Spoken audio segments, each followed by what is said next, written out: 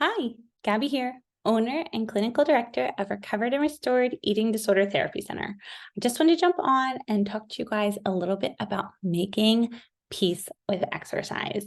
So, exercise is kind of a sensitive topic in eating disorder recovery. At Recovered and Restored, we are not anti-movement, but we want to promote joyful movement, which I'll talk about in a little bit. Mostly because exercise seems really formal and is often disordered or compulsive, where when we work to move joyfully and to move in a way that feels aligned with our values and our body, it tends to be more fun. But we're going to get to that.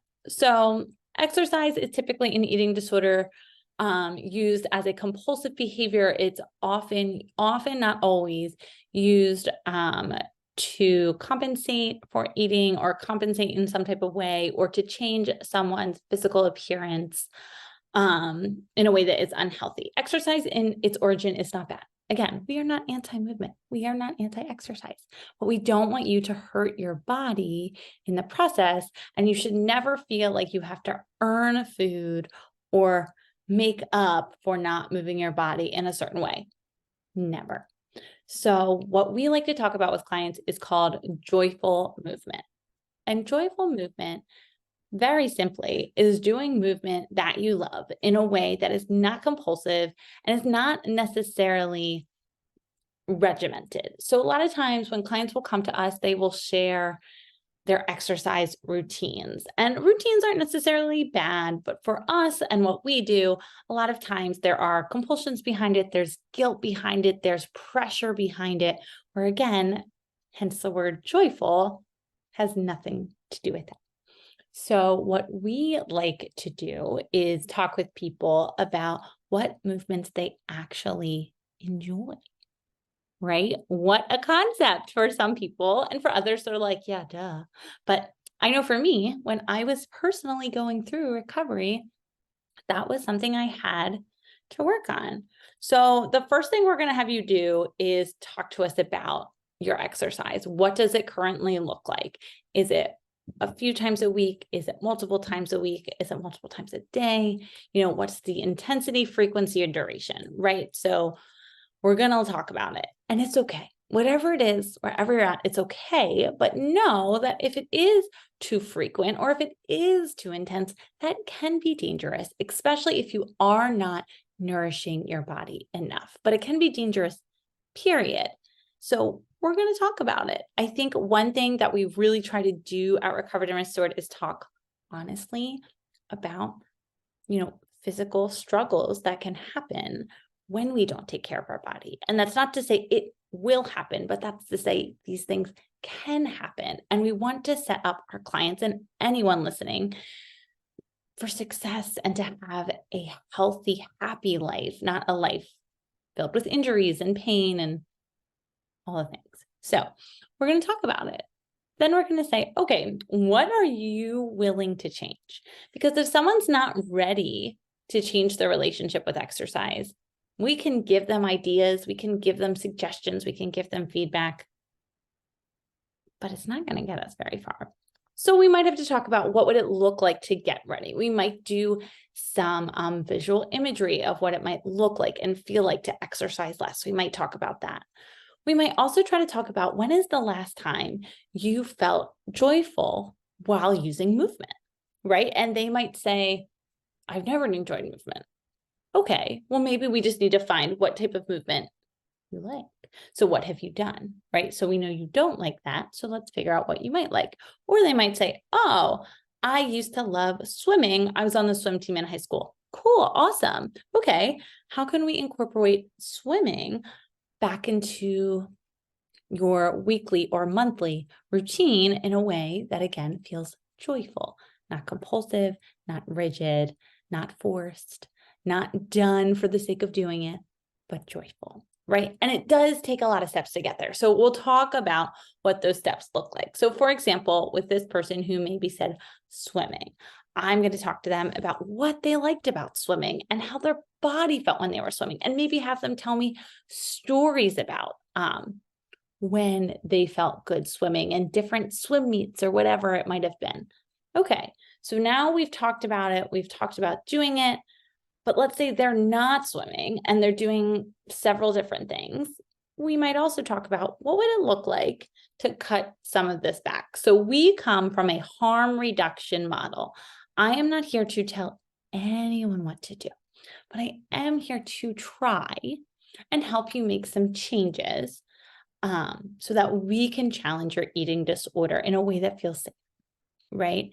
So let's say that they are excessively moving their body multiple times a week. We're going to talk about, we've already done the visual work. We've already talked about the joyful movement they like. We're going to talk about what would it look like to decrease your current movement a little bit, right? We're not going to add in swimming yet. We're going to just decrease what they're currently doing with it. I'm going to ask them what that feels like when and if they're actually able to do that, which would be amazing. I'm also going to ask them, what could we do instead with this time? We're not adding more movement yet, although if that feels like you're ready to do that in a way that feels healthy and aligned with your values, okay. But I might say, what could we do instead? Could we listen to a podcast? Could we read a book? Could we call a friend? Could we catch up on work emails? You know, the list of all the things we could probably do goes on. I would recommend making them preferable, right? Let's do things we like to do instead. Could we go grab a drink at Starbucks? Could we stop by and visit someone we love? You know, there are so many more things we could do with our time when we are obsessively working out that is precious. So let's make a list of things we love. So maybe we're taking 5 minutes off each workout, right? And then 5 minutes adds up over time. And then we start adding in something we love to our week, right? Now we're still exercising. We're still using movement. It's hopefully feeling less and less rigid, less and less harsh, right? Maybe a little more joyful. And then we can say, okay, what would it look like to again, decrease more of this forced movement and add in the movement we love? And maybe that is going swimming for a very short period of time and still doing part of that other challenging workout. Okay.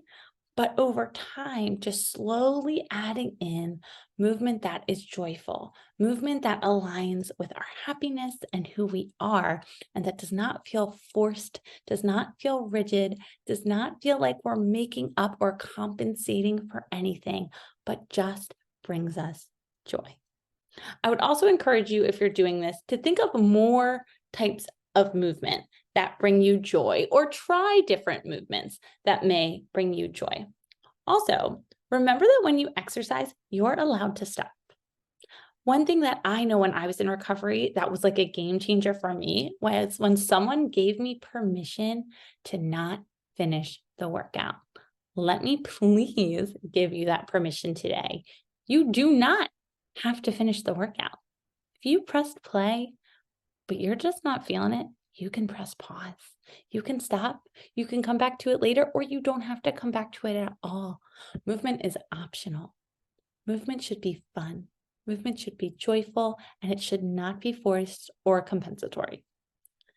So I say all that to say that we are pro-movement, pro-joyful movement, if it is safe and aligned with your recovery, if it is aligned with your values, and if it is enhancing your life.